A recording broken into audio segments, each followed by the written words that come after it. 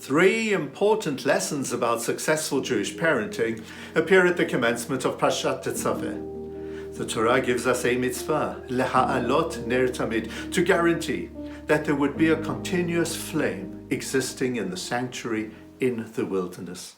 From the book of Mishlei, Proverbs, we know that Torah is the greatest light of our lives. And so many of our commentators compare the imperative to kindle the light in the sanctuary to the importance of conveying the essence of the light of our Torah through to the generations to come.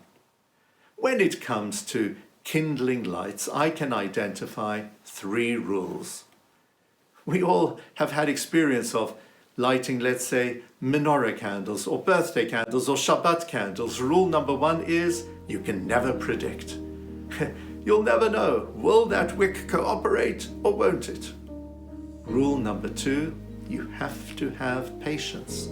Sometimes you'll need to use match after match after match. Sometimes you'll have to hold a long match next to a wick, waiting patiently for the wick to take on that light.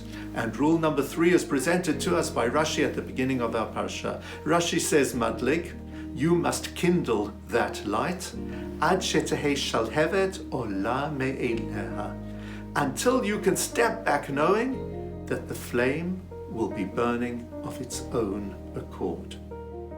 In similar fashion, when it comes to chinuch, Jewish education in our homes, we have to be mindful of these three rules. Rule number one, you can never predict how any one particular child will be. And sometimes the same child can change from one age to another when it comes to their responses to their Judaism. Rule number two, we have to show an enormous amount of patience and love, often giving the warmth of our presence and our encouragement to our children. And rule number three, we discharge our responsibility when we successfully raise our children so that they, independently of ourselves, can stand up and be proud of their Yiddishkeit. When they can embrace enthusiastically the values, the content, and the practices of our Torah. No wonder, therefore, that here the Torah is speaking to us about Ner Tamid, the continuous flame, which stands as a symbol of the continuous flame of our Judaism in this world. So to be successful parents, let's be mindful of these three rules. You never know how our children might respond. Secondly, we have to show an enormous amount of patience and love.